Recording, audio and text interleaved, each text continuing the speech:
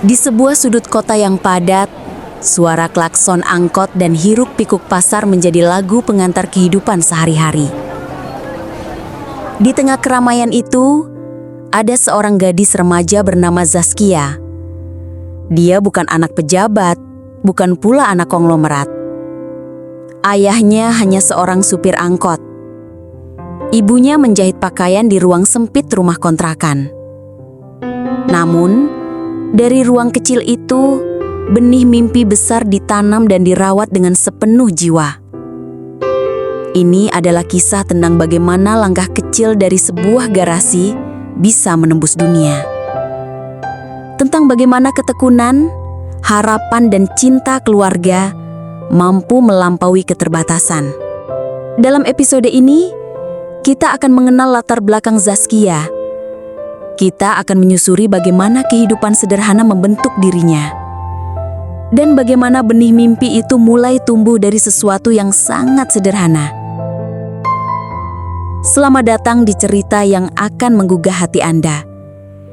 Inilah awal dari langkah kecil dari garasi. Zaskia lahir di lingkungan yang sempit, bising, dan panas. Rumahnya berdempetan dengan rumah-rumah lain, hanya dibatasi oleh dinding tipis dari triplek. Suara-suara tetangga yang bertengkar, anak kecil menangis, dan televisi menyala nyaring adalah hal biasa di telinganya. Garasi tempat ayahnya memarkir angkot menjadi ruang belajar tidak resmi untuknya. Sebuah meja kayu bekas dijadikan tempat belajar, dan rak buku dari kotak bekas menjadi perpustakaannya. Ayahnya, Pak Heri, selalu pulang larut dengan pakaian penuh debu dan peluh. Tapi setiap malam, ia menyempatkan duduk di samping Zaskia, walau hanya 5 menit, untuk bertanya, "Tadi belajar apa, Nak?" Zaskia selalu menjawab dengan senyum. Meskipun matanya mengantuk, ia tahu ayahnya kelelahan dan pertanyaan itu adalah bentuk cinta yang besar. Ibunya Burini menjahit hingga larut malam. Kadang-kadang suara mesin jahit menjadi latar bunyi Zaskia saat menghafal kosakata bahasa Inggris. Ya, Zaskia belajar bahasa Inggris bukan dari guru atau kursus. Ia belajar dari lagu-lagu barat yang dikumpulkannya dari kaset bekas. Ia menyalin lirik dengan telinga dan menuliskan terjemahannya sendiri. Kamus lusuh yang didapat dari perpustakaan sekolah adalah sahabatnya. Ia juga menonton kanal YouTube pendidikan dengan jaringan internet yang sering putus-putus. Tapi, ia tidak menyerah. Ia tahu, sesuatu dalam dirinya ingin lebih dari sekedar menerima keadaan. Di sekolah, Zaskia dikenal sebagai murid pendiam tapi rajin. Nilainya selalu bagus. Tapi ia jarang tampil ke depan. Ia takut dinilai karena latar belakangnya yang miskin. Tapi dalam diamnya, ia menulis esai, membuat catatan, dan membaca dengan penuh gairah. Ia mencatat setiap kosakata yang tidak dimengerti. Di dalam tas lusuhnya, selalu ada buku catatan kecil berisi kalimat-kalimat bahasa Inggris yang ditulis tangan. Saat teman-temannya pulang main ke warnet untuk game, Zaskia hanya ke warnet saat butuh mengunduh video pembelajaran. Ia menyimpan video-video itu ke flash disk pinjaman, agar bisa menontonnya di rumah. Flash disk itu adalah hadiah ulang tahunnya dari ibunya. Bukan barang baru, tapi hasil barter dengan kain perca. Hari-hari Zaskia tidak mudah. Ia harus bangun pagi-pagi, membantu ibunya menjemur cucian sebelum berangkat sekolah. Sepulang sekolah, ia membantu ayahnya membersihkan angkot, lalu lanjut belajar. Saat malam tiba, ia membaca buku hingga tertidur di meja. Kadang kepalanya bersandar di buku, dan ibunya membenarkan posisi duduknya sambil tersenyum. Suatu hari di kelas bahasa Inggris, guru bertanya, "Siapa yang bisa menjelaskan artikel pendek dari koran berbahasa Inggris?" Zaskia mengangkat tangan pelan. Teman-temannya terkejut. Itu pertama kalinya Zaskia bicara di kelas dengan percaya diri. Ia berdiri dan membaca dengan lancar. Guru terdiam sejenak. "Kamu belajar dari mana?" tanya sang guru. Zaskia menjawab, "Dari lagu dan kamus, Bu." Kelas hening. Lalu perlahan terdengar tepuk tangan. Sejak hari itu Zaskia mulai mendapat perhatian. Tapi tidak semua perhatian itu positif. Beberapa teman mulai mencibir. Paling juga cuma jago ngomong, gak bakal kemana-mana, kata salah satu siswa. Zaskia mendengarnya, tapi ia memilih diam. Di rumah, ia menuliskannya dalam esai. Kadang hinaan adalah bentuk perhatian. Tinggal bagaimana kita meresponsnya. Esai itu dikumpulkan diam-diam ke lomba menulis tingkat daerah. Beberapa minggu kemudian, ia mendapat surat pemberitahuan. Ia menjadi finalis lomba. Ayahnya sampai meneteskan air mata. Kamu sudah melampaui bapak. Namun saat ia meminta izin kepada guru untuk menghadiri final lomba, ia mendapatkan tatapan tak percaya. Zaskia, yakin kamu bisa bersaing? Ujar guru yang lain. Kalimat itu menyakitkan, tapi justru menjadi bahan bakar semangat. Hari itu, Zaskia menulis dalam buku hariannya, "Aku akan buktikan, bukan pada mereka, tapi pada diriku sendiri." Di final lomba, Zaskia tampil sederhana. Ia tidak punya blazer atau sepatu hak seperti peserta lain. Tapi ia membawa selembar esai dengan ketulusan dan perjuangan nyata. Ia membacakan esainya dengan suara bergetar, namun penuh makna. Juri terlihat terdiam. Setelah pengumuman, namanya disebut sebagai juara 2. Ia pulang dengan piagam dan semangat baru. Keesokan harinya, sekolah menyambutnya dengan tepuk tangan. Guru yang dulu meragukannya, kini menepuk pundaknya. Namun, bukan itu yang membuatnya paling bahagia. Yang membuatnya bahagia adalah ketika ayahnya berkata, "Kamu punya cahaya sendiri, nak." Sejak saat itu, Zaskia mulai lebih aktif. Ia mengikuti lomba debat bahasa Inggris tingkat provinsi. Ia kalah di babak semifinal, tapi tidak kecewa. Ia belajar dari kekalahan. Ia mencatat kesalahan pengucapannya. Ia meminta rekaman debat untuk dievaluasi sendiri. Guru bahasa Inggris mulai memperhatikan perkembangannya. Ia dipilih menjadi duta sekolah dalam program pertukaran pelajar daring. Dari situ, ia mendapat akses ke mentor dari luar negeri. Seorang mahasiswa Indonesia di Inggris membimbingnya secara daring. Zaskia belajar sistem pendidikan luar negeri. Ia mulai bermimpi lebih besar. Suatu malam, ia membuka situs beasiswa luar negeri. Ia membaca semua persyaratan dengan seksama. Ia mencatat semua deadline dan mulai menyusun rencana. Ia tahu, ini bukan impian kecil. Ia butuh esai motivasi, surat rekomendasi, dan skor kemampuan bahasa Inggris. Tapi ia tidak gentar. Ia menyusun langkah kecil. Ia mengetik email dengan tangan bergetar. Ia menutup mata dan menekan tombol kirim. Setelah itu, ia hanya bisa berdoa. Di akhir episode ini, kita belum tahu apakah email itu akan dibalas. Tapi kita tahu satu hal pasti, Zaskia telah melangkah. Dari garasi kecil itu, ia mengirimkan harapan ke ujung dunia. Dan di episode berikutnya, kita akan melihat bagaimana dunia merespon harapan itu dengan ujian yang tak pernah ia duga. Dalam hidup, mimpi besar seringkali tak hanya diuji oleh jarak dan waktu, tapi juga oleh keraguan, kelelahan, dan kenyataan yang mengguncang keyakinan. Setelah Zaskia mengirimkan aplikasi beasiswanya, ia memulai babak baru yang lebih berat. Ini bukan lagi tentang tekad, tapi tentang ketahanan. Episode ini akan membawa kita menyelami konflik yang Zaskia hadapi, baik dari luar maupun dari dalam dirinya sendiri. Saat dunia menantangnya lebih dalam, akankah ia tetap tegak? Inilah kisah tentang keberanian untuk tetap berdiri, bahkan saat segalanya terasa rapuh. Hari-hari setelah pengiriman aplikasi itu terasa hampa. Tidak ada notifikasi, tidak ada email balasan, hanya penantian yang sunyi. Zaskia mencoba menyibukkan diri dengan belajar dan membantu ibunya. Tapi malam-malamnya dipenuhi kegelisahan. Setiap suara email masuk membuat jantungnya berdebar. Hingga satu pagi, ia menerima email dari Oxford. Ia membukanya pelan, jari-jarinya gemetar.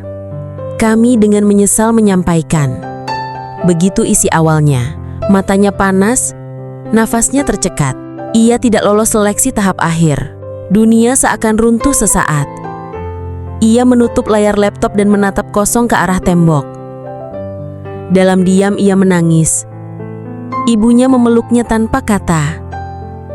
Air mata Zaskia tumpah di pangkuan ibunya. "Gagal itu biasa, Nak," bisik ibunya sambil mengusap rambutnya. Tapi bagi Zaskia, itu bukan sekadar kegagalan. Itu seperti ditolak oleh dunia yang ia dambakan. Ia mencoba tersenyum tapi hatinya remuk. Ayahnya pulang sore itu dengan membawa gorengan favorit Zaskia. Ia tahu ada yang salah dari sorot mata anaknya. Bapak dulu juga sering ditolak narik penumpang, tapi tetap jalan. Katanya pelan. Kalimat itu membuat Zaskia merenung. Tapi luka itu belum sembuh. Keesokan harinya, ia kembali ke sekolah. Teman-temannya menanyakan kabar aplikasinya. Ia hanya mengangguk dan berkata, "Masih menunggu yang satu lagi." Sisa harinya dihabiskan dengan duduk di perpustakaan. Ia memutar ulang video motivasi, tapi tak lagi terasa menyentuh. Ia merasa hampa. Ia bahkan sempat berpikir untuk menyerah saja. Tapi kemudian, email lain masuk dari Harvard. Kali ini ia tidak langsung membukanya. Ia menatap layar selama 5 menit penuh. Lalu, dengan perlahan, ia klik. Kalimat pertamanya, "Selamat, Anda lolos ke tahap wawancara daring." Zaskia menutup mulutnya, matanya membesar. Air matanya jatuh, kali ini bukan karena sedih. Ia melompat, memeluk ibunya, memeluk ayahnya. Rumah kecil itu dipenuhi tawa dan haru. Tapi kabar itu juga berarti satu hal, tantangan baru. Ia harus menjalani wawancara dengan bahasa Inggris formal. Ia hanya punya 1 minggu untuk bersiap. Ia mencetak semua pertanyaan wawancara umum dan menuliskan jawabannya. Ia meminta bantuan guru bahasa Inggris untuk melatih. Tapi tidak semua guru mau membantu. "Saya sibuk dengan UTS, Ki," jawab salah satunya. Ia tidak putus asa. Ia mencari pembimbing daring sukarela. Seorang mahasiswa Indonesia di luar negeri membalas emailnya. Namanya Damar, alumni Harvard juga. Ia bersedia melatih Zaskia selama 5 hari via Zoom. Tapi jaringan di rumah Zaskia lemah. Setiap kali hujan, koneksi putus-putus. Ia akhirnya memutuskan untuk ke warnet. Ia menyewa bilik tertutup kecil, dengan komputer lama yang berisik. Tapi tempat itu memberinya jaringan stabil. Selama 5 malam berturut-turut, ia berlatih wawancara di warnet. Kadang suara game dari bilik sebelah mengganggu, tapi ia tetap fokus. Ia mencatat koreksi Damar dengan rapi. Ia mengulang jawaban hingga lancar. Damar berkata, "Kamu lebih siap daripada banyak pelamar lain yang saya kenal." Zaskia tersenyum, tapi dalam hatinya tetap cemas. Hari wawancara tiba. Ia mengenakan kemeja putih pinjaman dari ibunya. Rambutnya ditata rapi, hijabnya disetrika halus. Ia datang lebih awal ke warnet. Operator warnet menyiapkan ruang khusus. "Semoga sukses ya," katanya sambil tersenyum. Wawancara berlangsung selama 40 menit. Ia memperkenalkan diri, menjelaskan motivasinya, dan menjawab pertanyaan tentang tujuan akademik. Beberapa pertanyaan membuatnya berpikir cepat. Ia sempat salah menyebut istilah, tapi langsung memperbaiki diri. Pewawancara tersenyum, mencatat sesuatu. Saat sesi selesai, mereka berkata, "Thank you Zaskia, that was impressive." Ia menghela nafas panjang, lalu tersenyum lega. Tapi perjuangannya belum selesai. Ia harus menunggu 2 minggu untuk hasil akhir. Dalam 2 minggu itu, ia tetap belajar dan menulis. Ia menulis esai baru berjudul "Ketika Garasi Menjadi Gerbang Dunia." ia kirimkan esai itu ke media lokal. Tak sangka, esai itu dimuat di harian Surya. Namanya mulai dikenal. Beberapa organisasi pendidikan menghubunginya untuk wawancara. Namun di balik itu semua, ia tetap menunggu hasil utama. Keputusan dari Harvard. Suatu malam, ketika ia sedang mencuci piring, handphonenya berbunyi. Sebuah email masuk. Ia membuka email dengan tangan basah. Layar ponsel menunjukkan satu kalimat utama. "Congratulations, you have been awarded the International Scholars Full Scholarship." Zaskia berteriak. Ibunya menjatuhkan piring. Kaget. Ayahnya keluar dari kamar. Bingung. "Aku diterima, Pak. Bu, aku diterima." Teriaknya sambil terisak. Tawa dan tangis meledak di ruang sempit itu. Tetangga pun ikut datang karena penasaran. Kabar itu menyebar cepat. Sekolah mengadakan upacara kecil untuk merayakan prestasinya. Guru-guru yang dulu meragukannya kini ikut bertepuk tangan. Wartawan datang ke rumahnya. Mereka mengambil gambar Zaskia di depan angkot ayahnya. Judul berita, "Anak sopir angkot tembus kampus dunia." Tapi euforia itu tak bertahan lama. Karena surat dari pihak sponsor menyatakan bahwa biaya keberangkatan tidak termasuk dalam beasiswa. Ia butuh dana untuk tiket pesawat, paspor dan visa. Jumlahnya lebih besar dari tabungan keluarganya. Ayahnya sempat berkata, "Bapak bisa jual angkot," tapi Zaskia menolak. Itu satu-satunya sumber penghasilan keluarga. Ia mencari alternatif. Ia menulis surat terbuka. Surat itu dibagikan di media sosial oleh para jurnalis dan relawan pendidikan. Dukungan mulai berdatangan. Donasi terkumpul dari berbagai penjuru Indonesia. Dalam 3 minggu, dana keberangkatan terkumpul. Ia membeli tiket pesawat satu arah ke Boston. Di hari keberangkatan, Zaskia memeluk ayah dan ibunya di depan rumah kontrakan mereka. Ia membawa satu koper kecil, satu ransel, dan harapan besar. "Kami nggak ikut, tapi doa kami sampai duluan," kata ayahnya sambil menahan tangis. Ia naik mobil jemputan dari yayasan pendidikan. Sepanjang jalan menuju bandara, ia menatap langit. Ia teringat masa-masa belajar di garasi. Ia teringat kaset lagu pertamanya. Saat pesawat lepas landas, air matanya jatuh perlahan. Tapi kali ini bukan karena sedih, tapi karena tahu langkah kecilnya telah menembus langit. Tapi hidup bukan hanya tentang bagaimana kita pergi, tapi juga bagaimana kita bertahan di tempat baru. Di episode selanjutnya, Zaskia akan menghadapi dunia baru dengan tantangan yang tak kalah besar. Mampukah ia bertahan di negeri asing? Akankah mimpi besarnya tetap utuh? Atau justru hancur oleh tekanan?